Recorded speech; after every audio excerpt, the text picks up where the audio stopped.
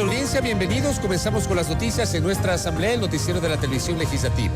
Reproduce pues nuestra señal, nuestras frecuencias en los canales 42 en Quito, 22 en Guayaquil, 27 en Cuenca y nuestra señal online en vivo.asambleanacional.gov.es.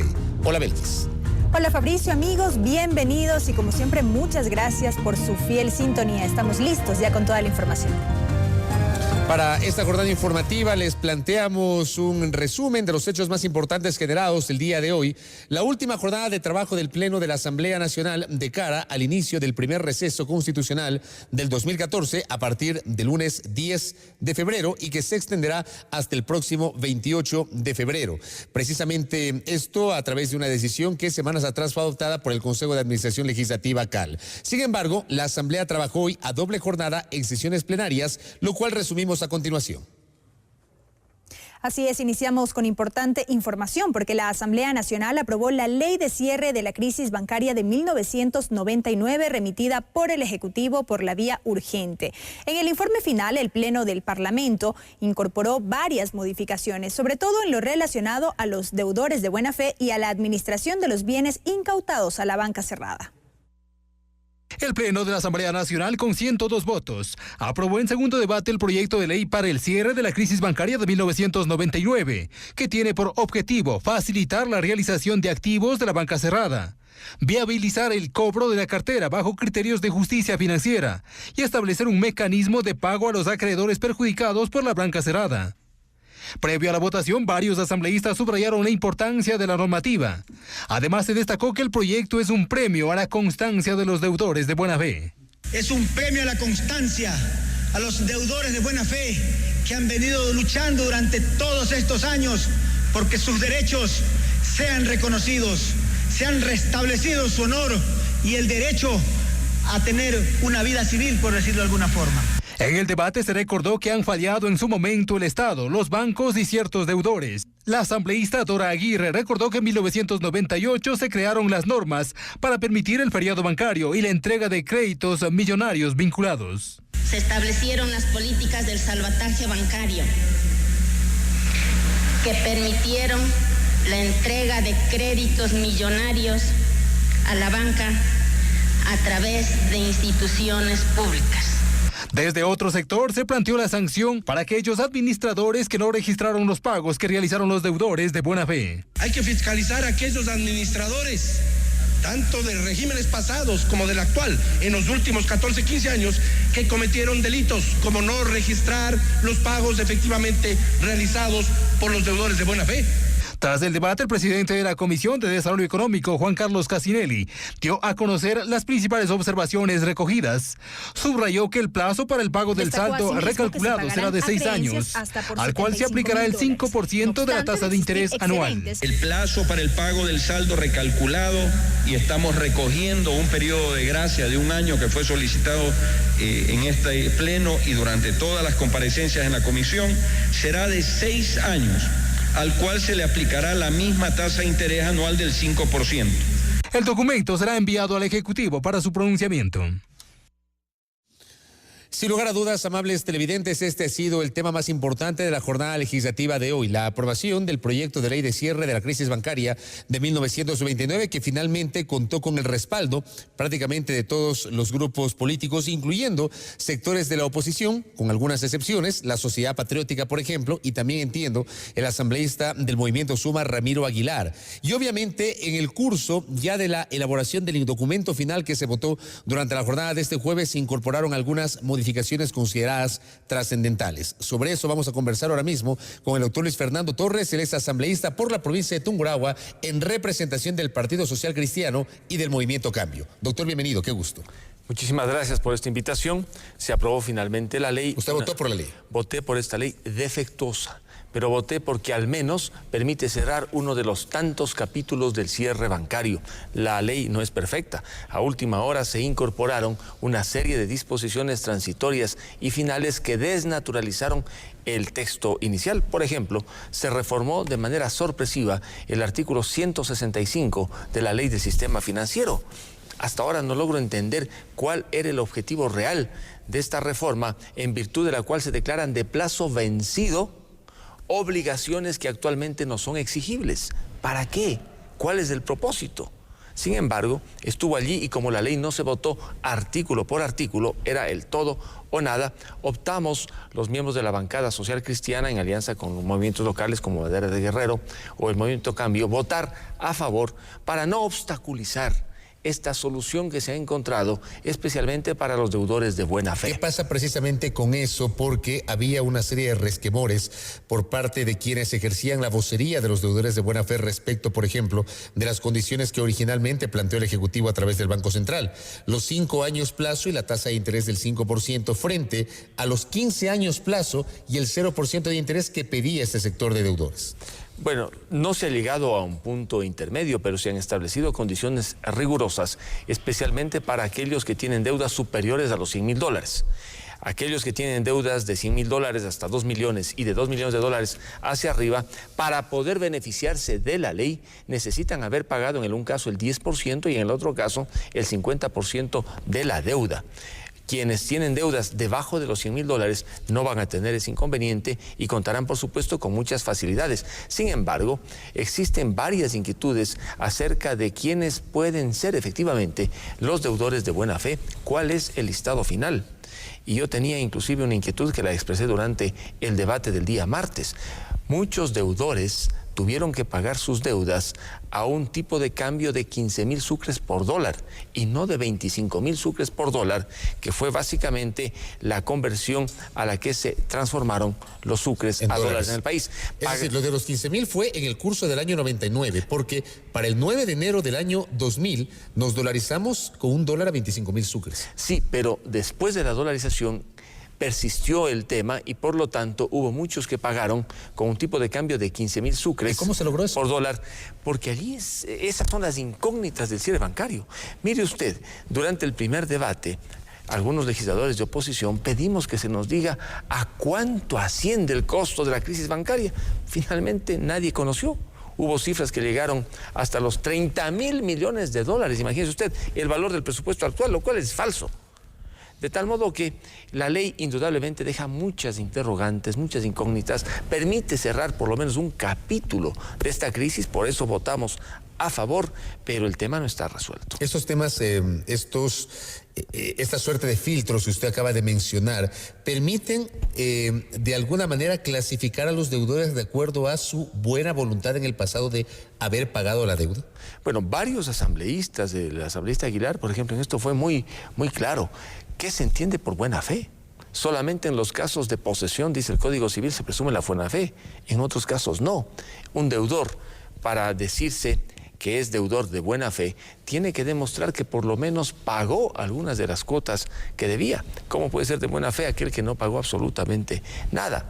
Ello, por ejemplo, tiene que estar suficientemente claro en la ley para que el momento de analizar uno a uno el caso de los deudores de buena fe, efectivamente se compruebe que son de buena fe, porque que se beneficien a aquellos que no son de buena fe sería terrible, una discriminación y una injusticia frente a aquellos que ya pagaron las deudas con intereses sumamente gravosos en el pasado. Uno de los temas que se mencionó también en el curso de este debate es que la génesis de esta ley es que a partir de la vigencia de la misma comenzará un plazo perentorio para cerrar definitivamente la crisis bancaria. ¿Se cierra la crisis bancaria luego de la vigencia de esta ley? Mire, muy difícil. Entre otras cosas, lo que la ley prevé es que aquellos activos, especialmente inmobiliarios, que ahora se encuentran en fideicomisos o que debían ser transferidos al Banco Central, realmente con esta ley logren ser transferidos para que el Banco Central, entiendo yo, los subaste o en otros casos, como dice la propia ley, los pase a entidades estatales como Inmobiliar y otras para que sean estas entidades las que dispongan o usen de manera más eficiente los bienes. Va a tener un costo la ley. La ley supone un incremento del gasto y por eso fue enviada por el presidente, que tiene iniciativa en materia de gasto. Yo no sé si con las operaciones que se harán en lo futuro, desmontando, por ejemplo, fideicomisos, digamos, agilitando transferencias, se va a lograr cubrir el gasto que implique efectivamente esta ley. Esta fue la última jornada de trabajo de la Asamblea de cara al inicio del receso constitucional el próximo lunes y en horas de la tarde se aprobó una autorización, la última entendemos, para que el presidente Correa pueda dedicarse a la campaña política los 4 días finales de la campaña entre el 17 y el día 20. ¿Usted respaldó esa iniciativa o votó en contra? Bueno, antes de contestarla, para que no quede ningún tema suelto, la ley que aprobamos sobre el cierre bancario también favorece a los acreedores de la banca hasta $75,000. Ah, correcto. Quienes tienen más de $75,000 no a los que no han recibido todavía esos depósitos. No han recibido, así es. Quienes tienen más de $75,000 no tienen ningún derecho en virtud de la ley, sino una mera expectativa de cobrar luego de que los demás hayan cobrado. En cuanto a la pregunta que usted me hace, yo no voté a favor, me abstuve porque... Pero tampoco voté en contra. Me parece inútil que la Asamblea le otorgue licencia al presidente de la República cuando él puede hacer campaña política sin necesidad de licencia, en la medida en la que no utilice los recursos institucionales del Estado para la campaña política. Pero la ley orgánica de la función legislativa establece que la Asamblea le puede conceder licencia al presidente. Así es, jurídicamente se le puede conceder una licencia, pero en la circunstancia política en la que la discusión es jurídica, entonces, es política. Por supuesto. Mire, el presidente de la República es el presidente, según lo que hemos podido conocer en la Asamblea, de su movimiento y está permanentemente en campaña. Esa es la campaña permanente, que no la inventó él. Clinton, por ejemplo, es el autor de la famosa frase, la campaña a las 24 horas del día. De tal manera que lo único que deberíamos pedirle al primer mandatario es que en la campaña que hace, con o sin licencia, simplemente no utilice los recursos institucionales del Estado. Por lo demás está plenamente habilitado. Lo que sí está ocurriendo en esta campaña electoral es que varios candidatos que enfrentan a otros de Alianza País, que indudablemente es un movimiento muy fuerte, no están peleando solamente contra esos candidatos, sino contra el Estado en sí, porque es la maquinaria la que está en permanente movilización. Ojalá podamos equilibrar en el tiempo que falta las fuerzas y de ese modo se garantice una competencia abierta, equilibrada, no discriminatoria de cara a las elecciones de febrero. Ahora, este primer receso del 2014 se produce en medio precisamente de la campaña política, en el último tramo, las últimas 2 semanas de la campaña electoral. Y mucho se ha hablado del papel de los legisladores en sus respectivas jurisdicciones provinciales y con sus organizaciones políticas para respaldar esa campaña. ¿Usted se va a dedicar a la campaña esos 15 días que restan de cara a los comicios? Bueno, en la Asamblea, mire usted, existen asambleístas que tienen votos, que están aquí por mérito propio, y otros asambleístas que se encuentran no necesariamente por mérito propio electoral, sino porque fueron parte de una lista. Entonces es distinto que apoye una campaña aquel que tiene votos que aquel que simplemente pues fue parte de un membrete dentro de la contienda electoral. En mi caso, yo tengo responsabilidades en el centro del país y en la provincia de Tungurahua. Soy la cabeza visible de la alianza entre el Partido Social Cristiano y el Movimiento Cambio. De hecho, he venido haciendo campaña desde el mes de diciembre, el tiempo que he estado en la ciudad de Ambato y en la provincia de Tungurahua, y por supuesto, desde el día de mañana me incorporo activamente las 24 horas del día a la campaña electoral, que ciertamente está rindiendo ya frutos en la provincia de Tungurahua, porque los candidatos que cuentan con mi aval, con mi auspicio de la Alianza Partido Social Cristiana Cambio, se han posicionado básicamente en los 9 cantones de Tungurahua como la segunda alternativa frente al movimiento de gobierno. En Tungurahua la campaña se lleva en otros términos distintos a los que se lleva en la capital de la República o en las ciudades de la costa, y diría que al menos por allá la competencia sí está bastante bien garantizada y asegurada. El Consejo Nacional Electoral, curiosamente, en Ambato no ha tenido los problemas que se ve que tienen otras ciudades del país. Así es, de tal manera que confiamos que podamos nosotros avanzar y lograr el triunfo que esperamos como una alternativa al movimiento país. Nosotros tenemos una concepción de ciudad distinta a la que tiene país. Tenemos una concepción de Estado distinta a la que tiene país. Ellos son estatistas, ellos quieren el control inclusive riguroso de la sociedad civil. Nosotros, por el contrario, no somos estatistas. Creemos en la economía social de mercado y en las energías que pueden liberarse desde la sociedad para generar seguridad, empleo y mejores condiciones de movilidad. Finalmente, el receso concluye el 28 de febrero, que es viernes, pero empata con el carnaval. En Buen Romance estamos hablando que ya en la práctica la función legislativa volverá a trabajar a plenitud el miércoles 5 de marzo, que es miércoles de ceniza. Así es. ¿Con qué retos se va a encontrar la Asamblea después del receso? Bueno, los retos legislativos del 2014 son, yo diría, los retos más grandes que va a tener el legislativo en los últimos 6 años. Código monetario. va a reformar de lo que se conoce cerca de 23 leyes.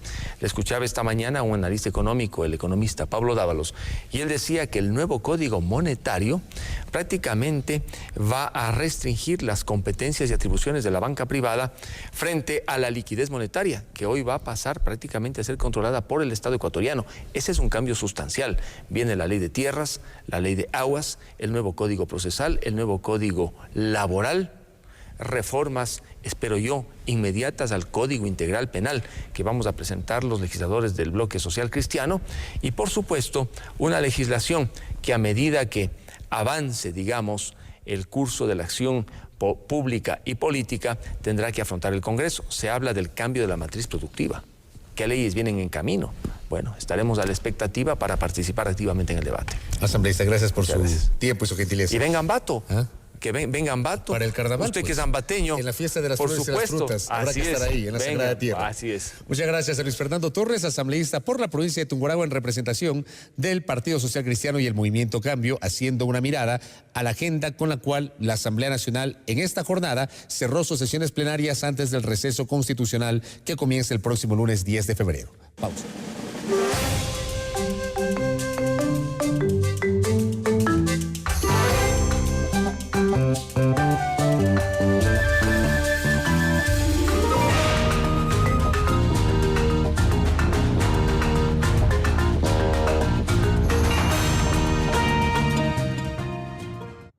Inicio de espacio publicitario.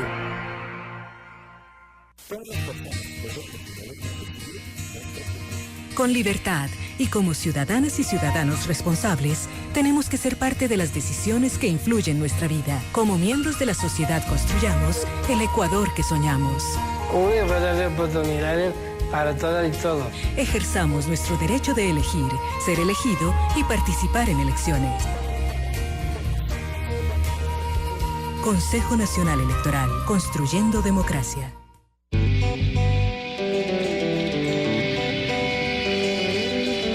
Somos más de 14 millones de personas nacidas en Ecuador.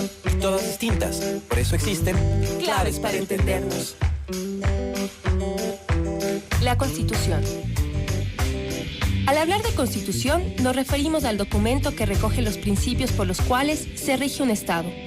Y es por lo tanto el conjunto de máximas morales según las cuales el Estado se relacionará con sus miembros, sus recursos y otros estados. En la Carta Magna están los derechos y obligaciones de la ciudadanía, así como también se perfilan las metas y el destino de un país.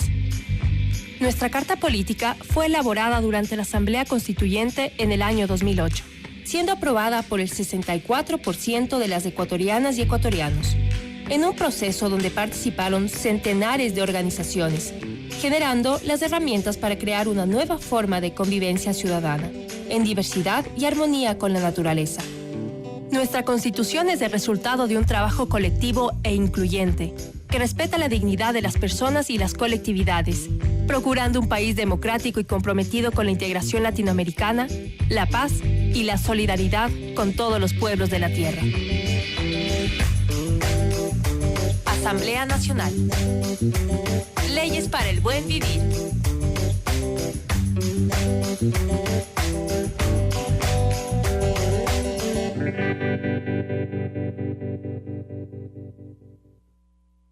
La vuela con sutileza por los pasillos, mientras que sí reafirma su postura.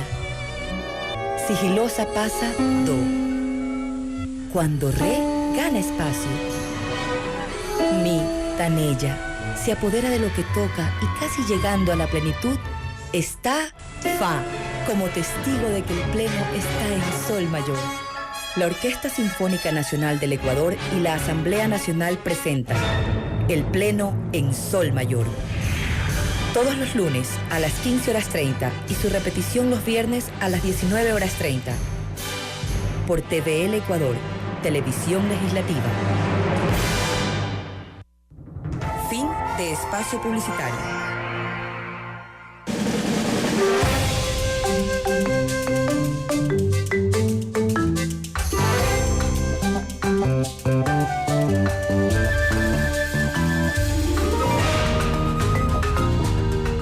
Continuamos Continuamos con más información, amigos, aquí en nuestra asamblea, el informativo de la televisión legislativa. En su última sesión, antes del inicio del receso legislativo, el Pleno de la Asamblea Nacional aprobó una nueva licencia para el presidente Rafael Correa. Con ello, el mandatario fue autorizado para participar en los últimos 4 días de la campaña electoral entre el 17 y el 20 de febrero. Esta vez el Pleno de la Asamblea Nacional, con 85 votos en la sesión 270, aprobó la licencia solicitada por el presidente de la República, Rafael Correa, para los días 17, 18, 19 y 20 de febrero, que serán los últimos días de la actual campaña electoral. El asambleísta Olger Chávez mocionó la aprobación del pedido. En tal virtud, de la manera más comedida, yo solicitaría se someta directamente a votación este pedido, porque ya prácticamente todo está consumado. Y decirle al pueblo ecuatoriano que en el próximo proceso electoral el pueblo vote con conciencia. Durante los 4 días de licencia estará a cargo de la presidencia de la República el vicepresidente Jorge Glass Espinel. En la misma sesión se ratificó la designación de Marcelo Bonilla y Rosa Cárdenas como delegados de la Asamblea Nacional a la Comisión Ciudadana para la designación de los representantes de los afiliados y jubilados al directorio del Instituto Ecuatoriano de Seguridad Social. El motivo de la ratificación fue explicado por la asambleísta Alexandra Ocles. Por algún tema interno del Consejo de Participación Ciudadana nos están solicitando volver a delegar a los funcionarios.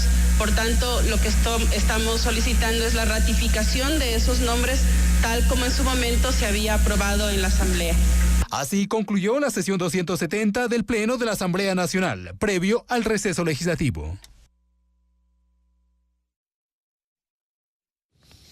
Vamos a continuar haciendo un análisis de lo que ha ocurrido en la jornada de hoy y en esta ocasión vamos a conocer la visión del Movimiento Alianza País, cuya legisladora por la provincia de Imbabura, Marisol Peñafiel, está aquí con nosotros en el noticiero de la televisión legislativa. Asambleísta, qué gusto, ¿cómo le va? Muy buenas tardes, Fabricio. Un placer a través de la televisión legislativa informar el accionar de la Asamblea Nacional. ¿Cuál es la importancia ya real en la práctica del proyecto de ley de cierre de la crisis bancaria que fue aprobado en el curso de la jornada de hoy? Bueno, primero somos consecuentes del movimiento Alianza País, la bancada de Alianza País, con este cambio de modelo económico. Aquellas recetas neoliberales que se implantaron en el país significaron también el robo y el asalto a los bolsillos de los cuentacorrentistas, de los cuentaahorristas, de aquellos que honestamente trabajaban, porque recuerde usted, Fabricio, que quebró la banca, pero los banqueros nunca quebraron. Las personas cuentaahorristas, las que tenían su dinero en cuentas corrientes, las personas que trabajaban y son parte de la población económicamente activa con pequeños créditos, los transportistas que se endeudaron para adquirir unidades, fueron los que tuvieron que pagar el salvataje bancario, la crisis económica. Entonces, somos coherentes con ese principio, enterramos este capítulo que con esas recetas neoliberales, esas recetas económicas, la implantaron en el país y hacemos justicia con millones de migrantes que tuvieron que salir del país, producto de ese salvataje bancario, de esas deudas no vinculadas a la banca cerrada, pero que significaron su forma de vida, pero que también significaron el entierro de muchos seres humanos que murieron por causa de esta forma inadecuada de una política económica implantada en el país. A lo interno, ustedes debatieron mucho la situación de los deudores de buena fe. Finalmente, el producto que terminaron aprobando difiere en algunos conceptos respecto del que originalmente remitió el Ejecutivo a través de una propuesta generada en el Banco Central del Ecuador. Por ejemplo, entiendo, ustedes incorporaron algunos suerte de filtros para clasificar a los deudores de acuerdo a al hecho de que pudieron haber pagado en el pasado algo de las deudas que tenían con la banca cerrada. ¿Cómo fue esto? Fue un debate interno al interior de nuestra bancada, eso enriquece nuestra organización. Y muy intenso ese debate. Muy intenso, tal es así que hasta el día de ayer continuamos en ese debate para presentar las observaciones en el Pleno de la Asamblea, porque no podíamos poner en un mismo saco y en una misma condición aquellos deudores que cumplían con su obligación y no podíamos poner aquellos que 2 meses antes adquirieron unas deudas que eran cuantiosas, millonarias y que además de eso jamás pagaron absoluta o no tuvieron ni siquiera la intención de pagar. Por lo tanto, había la necesidad de saber cuántos, cómo, quiénes y las formas de pago, cómo lo habían venido realizando, porque recuerde usted que había unas fiduciarias que se establecieron, empresas y fideicomisos que a la par, muchas de las veces, nunca informaron las formas de pago, pero los deudores tenían sus recibos, había una serie de situaciones totalmente distintas. Solo por poner un ejemplo, una de las señoras, de las víctimas de este atraco, nos decía que se endeudó para comprar una casa y la deuda tenía un costo de $5,000. Compró su pequeña casa, a la par, hoy, después de 15 años, tenía una deuda de alrededor de $65,000 con intereses, interés sobre interés. Y aparte de eso, ya estaba en la lista de los deudores que no habían cumplido con su obligación, porque el interés y el monto inicial fue incrementándose y no permitía que la ciudadana, que no tenía un sueldo, que ella tenía su propio negocio, pueda pagar con ese interés sobre interés. A las puertas de la insolvencia. Efectivamente. Lo cual casi a la persona le ubica, si me permite la utilización del término, como una suerte de paria de la sociedad, casi sin derechos políticos ni ciudadanos. Bueno, y a la parte de eso, Fabricio, más allá de todo esa designación discriminatoria, lo que sucedía es que, pese a haber pagado un monto, se liquidaba, se remataba su casa y seguía teniendo la deuda. Entonces, había la necesidad de establecer unas reglas mínimas, unas condiciones mínimas que nos permitan tener esa diferenciación, que veamos cuáles son estos deudores que, sabiendo que no tenían capacidad de pago, se endeudaron más allá de lo que podían ser sujetos de crédito. Recuerde usted, Fabricio, que la misma Asamblea en el periodo anterior adoptó unas reformas para que el endeudamiento no sea más allá de la capacidad de pago, es decir, que nosotros estiremos los pies hasta donde nos dan las sábanas. Y además que en esa reforma que aprobó la Asamblea anterior, que si mañana o pasado, en el caso de un préstamo hipotecario, a la persona que no puede pagar y le embargan su vivienda, se entiende que la deuda está saldada. Esto por lo que había pasado en España con compatriotas ecuatorianos que tenían dificultades con la banca de ese país. Sí, efectivamente, porque se creía que, bueno, esto de las burbujas inmobiliarias en el Ecuador no podría pasar, pero nosotros no podemos estar a la expensa de que sí o que no, sino que en un Estado de derechos crear una seguridad jurídica que nos permita beneficiar a los ciudadanos y a las ciudadanas del Ecuador. Pero, por ejemplo, a lo interno ustedes analizaron, porque el tema hipotecario queda absolutamente claro. Un bien inmueble siempre se revaloriza en función de algunas consideraciones, pero, por ejemplo, un vehículo, si mañana o pasado hay un préstamo automotriz que alguien no lo pudo pagar, probablemente embargado el vehículo no tiene la misma posibilidad de valoración respecto de un bien inmueble para, en este caso, el ente con el que contrajo la deuda, con el banco me refiero, o el banco cerrado que está en manos del Estado ecuatoriano. ¿Cómo, de alguna manera, separar o diferenciar ambos ejemplos que estoy planteando? Sí, en ese ejemplo tenemos que tener claro este principio de la depreciación del bien. Un vehículo que usted lo compra del año 1999 no puede tener el mismo valor que costaba en el 99 lo que cuesta en el 2014. Efectivamente, por lo tanto ahí hay un tema de valoración de esa depreciación, ¿no es cierto? Pero también hay un tema de ese recálculo en base a que el crédito inicial, hacemos lo que ha pagado, ¿verdad? Y bajo ese recálculo establecemos el interés, que es el 5%. Eso significa reducir la deuda hasta el 90% en muchos de los casos. Por poner un ejemplo, ¿qué les pasó a los transportistas de Pichincha? Ellos se endeudaron, obtuvieron un crédito, pero ojo, este mismo banco le dijo, les vamos a dar el crédito, pero ojo, vamos nosotros a contratar. Y recuerden ustedes que era una empresa, la Mercedes-Benz, y dijeron, a ver, los repuestos no hay en el Ecuador, no se preocupen, nosotros les vamos a dar trayendo, pero eso también significaba un crédito. ¿Qué pasó con esas personas? ¿Qué pasó con quienes se endeudaron para tener un bus y poder circular Ese precio, ese capital significaba una deuda inicial de alrededor de $10.000 convertido ya, porque fue en sucres, convertido a dólares. Esa deuda inicial de $10.000 ha terminado siendo alrededor de $58.000 y $63.000 al paso del tiempo. Por lo tanto, ahí se planteó un recálculo con este principio de valorar el año del vehículo y cuantificar. Por lo tanto, creo que ahí hay reglas claras, normas que nos permitían con absoluta claridad determinar finalmente cuál va a ser el crédito inicial más el interés y aquello que pagué, y bajo eso hacer la rebaja del el recálculo, y el interés que se cobraría, de acuerdo a lo que hemos aprobado, es del 5%. Eso es, insisto, reducirle la deuda casi hasta el 90%. Quiero plantear, antes de terminar, un tema adicional que también ha sido noticia esta semana. Ustedes, como bancada de país, mantuvieron en estas horas encuentros, diálogos con el ministro de Comercio Exterior por el tema de la negociación con la Unión Europea. ¿Qué sensaciones le ha dejado a usted? Y le hago esta pregunta particularmente a usted, asambleísta Peñafiel, porque usted viene desde el proceso constituyente de Montecristi.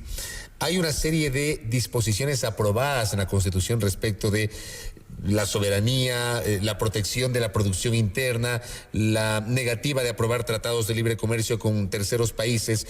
¿Cómo ve usted esta negociación en base a lo que dialogaron con el ministro de Comercio Exterior, esta negociación con la Unión Europea, efectos de lograr un acuerdo comercial? Bueno, primero decirle al país que nunca las negociaciones de los acuerdos comerciales serán de espaldas a la ciudadanía, de espaldas a la aplicación de la Constitución de la República. Con absoluta claridad, usted ha establecido lo que dice la Constitución, y quienes venimos de procesos sociales, nuestra lucha era el combate contra la firma del TLC, y no vamos a caer ahora en decir que abrimos las puertas y de buena voluntad vamos a suscribir convenios comerciales, acuerdos comerciales. La sensación que tenemos es que hay algunas condiciones, algunas pretensiones de los sectores para esta cooperación comercial, pero sin duda nuestra demanda es que se cumpla lo que la Constitución dice, que se establezcan y se digan con claridad y se diga públicamente bajo qué condiciones van a ser esos acuerdos comerciales. Con absoluta claridad le hemos planteado al Ejecutivo, que es nuestro colegislador también, y que tenemos un mismo proyecto político y que tenemos una función distinta, el Ejecutivo y el Legislativo, decirles que nada puede estar por encima de lo que la Constitución dice, ni por debajo de lo que la Constitución dice. Porque a la larga será la Asamblea Nacional la que ratifique, la que apruebe o impruebe, me parece que es el término adecuado en jurisprudencia, aprobar o improbar ese acuerdo comercial. Así es, y por lo tanto la Asamblea tiene que saber bajo qué condiciones, bajo qué circunstancias, cuáles son esos productos, bajo qué relaciones de intercambio lo vamos a hacer, y que eso beneficie a un principio de soberanía del territorio ecuatoriano, pero que también signifique en igualdad de condiciones. Si China tiene productos, el Ecuador también los tiene, y no estén en desmedro de lo que nosotros hemos aprobado en la Constitución de Montecristi y a lo que le apuntamos. El tema de la soberanía alimentaria, el cambio de la matriz productiva, no puede irse de espaldas a esos acuerdos comerciales. Lo último, el presidente Correa ayer publicó el decreto ejecutivo mediante el cual confirma la denuncia del Ecuador al Tratado Interamericano de Asistencia Recíproca TIAR, cuya denuncia precisamente fue aprobada por la Asamblea Nacional hace pocos días. Igualmente, ¿qué sensación le queda de esta decisión del presidente Correa? Bueno, ratificar el principio soberano del país. Un tratado impuesto a la medida del país invasor, un tratado que nunca fue aplicado, un tratado que significó cómo extendía sus tentáculos esta potencia en territorios, sobre todo latinoamericanos. Y esos tentáculos no significaron otras que bases militares como la de Panamá, por ejemplo, la base de Howard fue ahí su extensión territorial.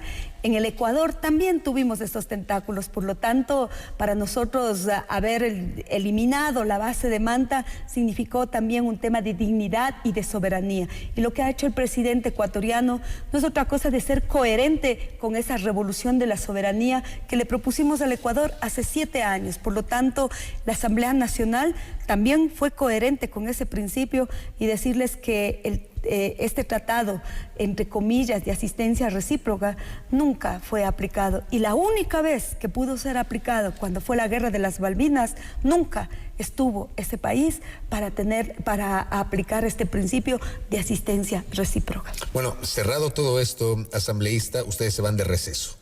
Así es, creo que con justicia tenemos derecho a ese receso. Algunos sectores se han criticado, ¿no? Sí, muchos sectores han cuestionado, otros han hecho mofa de esto. Nosotros decimos que parte de la democracia es cómo los partidos políticos y los movimientos políticos se consolidan, sobre todo en procesos electorales. Y esto es parte del ejercicio de la democracia.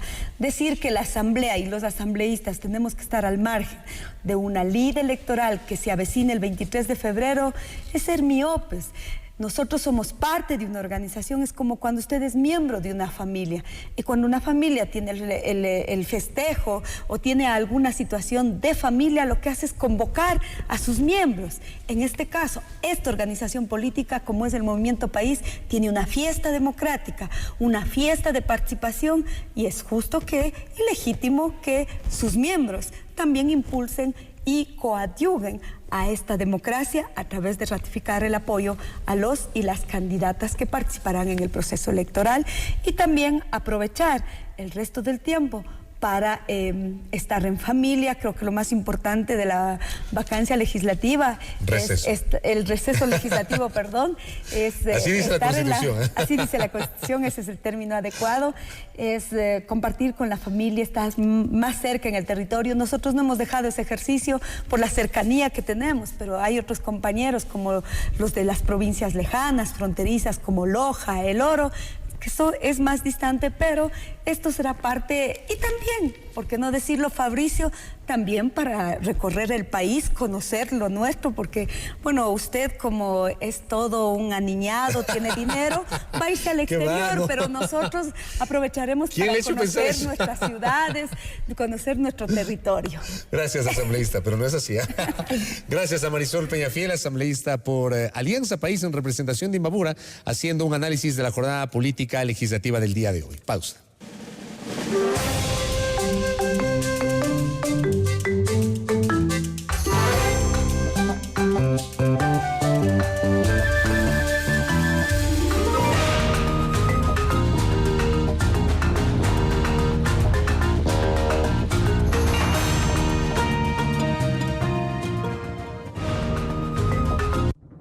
Inicio de espacio publicitario. Tukuymi ushanchi, hipanman ima tukunata rikuna kanchi. Mana watashka llaktayukuna paktachikunami kanchi, kikin kawsaypi yutanataka ñukanchikmi rikuna kanchi. Ecuador llaktapa kashkamandami imashina kachun munashkata rurana kanchi. Ecuador llaktaka tukuykunamanmi usharita kun. Akllanapash, akllay akllaypi pakta kanapash ñukanchik haynimi kan. Ecuador manda, ñukanchik hipa kawsanamandapash. Consejo Nacional Electoral llaktushaitami ruranchi.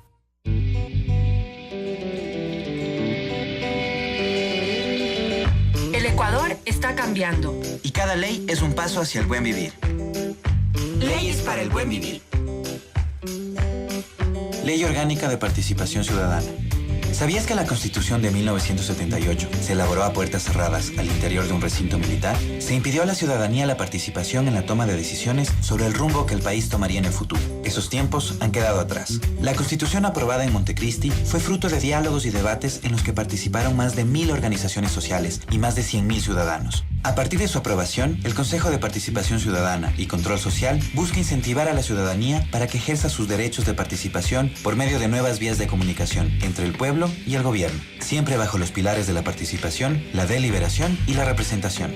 Hoy, los ecuatorianos tienen libre acceso a la información pública y cuentan con el derecho para pedir una rendición de cuentas a las instituciones que presten servicios públicos. El pueblo ecuatoriano también puede revocar democráticamente el mandato a las autoridades que no cumplan con sus obligaciones y garantiza a las comunidades el derecho a ser consultadas sobre los planes estatales que se encuentren en sus territorios. Todos los esfuerzos que la Asamblea Nacional ha dedicado al establecimiento de vías de participación directa son tan solo la mitad del proceso que da origen a la participación ciudadana. La otra mitad está en manos de todos nosotros y consiste en aprovechar estas estructuras que se han construido para permitir que nuestras ideas se organicen y lleguen a los órganos administrativos. Asamblea Nacional. Leyes para el buen vivir.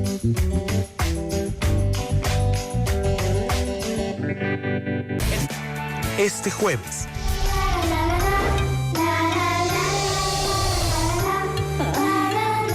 ¡Huellas! ¡Es la primera pista! ¡Nacho! El animal está arriba en el árbol contigo. Este viernes. ¡Basta ya! Atención, más conscientes con la tierra. Voy a hacer artículos hechos a mano con material reciclable y Daniela me va a ayudar a venderlo. Es hora de reciclar. Fin de espacio publicitario.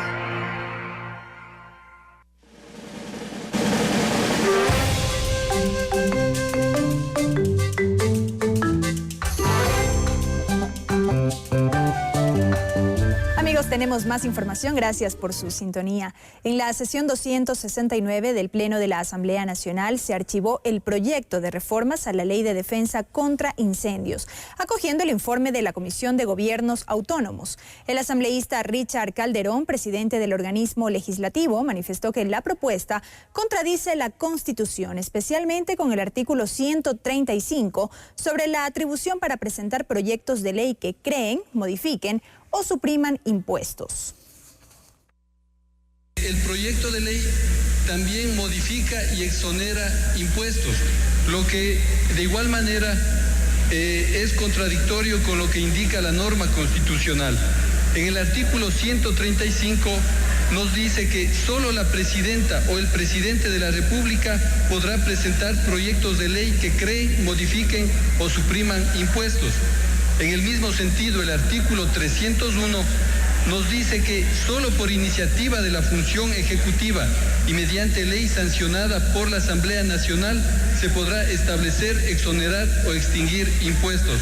Como pueden observar los compañeros legisladores, este proyecto de ley es propuesto por un asambleísta, por lo que también tiene un vicio de inconstitucionalidad. Por todas estas razones, de manera unánime, los integrantes de la Comisión de Gobiernos Autónomos sugiere al Pleno de la Asamblea y mociono el archivo de este proyecto de ley, señora Presidenta. Asimismo, en la sesión 270 del Pleno de la Asamblea Nacional se archivó el proyecto de reformas al Código de Procedimiento Civil respecto al tema de la partición. El legislador Gabriel Rivera explicó los motivos del archivo. Esta reforma procesal, al igual que la reforma penal, aspiro que sea una reforma inédita, una reforma histórica, que dé respuesta a las necesidades procesales y por lo tanto, señora Presidenta y compañeros asambleístas, me parece que es innecesario el que ocupemos nuestro tiempo en conocer una reforma puntual cuando hoy tenemos ya en conocimiento de la Asamblea una reforma mucho más integral y que atañe a otras materias incluso. Por lo tanto, señora Presidenta, y siendo respetuoso con el tiempo de las y los compañeros asambleístas, yo elevo en calidad de moción, señora Presidenta, que se archive este proyecto de ley y ojalá que tenga el apoyo de mis compañeras y de mis compañeros, por cuanto estamos con un proyecto mucho más ambicioso y por lo tanto no se justifica el que nos dediquemos y solamente aprobamos esta pequeña reforma. Evidentemente, Belkis, amables televidentes, básicamente hemos explorado en el programa de noticias de hoy el análisis de la jornada legislativa de este jueves. Y que, como bien se ha mencionado, con esto se cierra un poco la tarea legislativa previo al receso. Los parlamentarios retornarán el 5 de marzo. Claro, pero nosotros todavía tendremos noticiero de la televisión legislativa para la jornada de este viernes a partir de las 18 horas. Culminamos. Amigos, gracias por su sintonía. Les reiteramos que ustedes pueden ver el reprise de este noticiero a partir de las 21 horas por los canales 42 en Quito, 22 en Guayaquil y 27 en Cuenca. Y como siempre, nuestra señal online en vivo.asambleanacional.gov.es. Muchas gracias.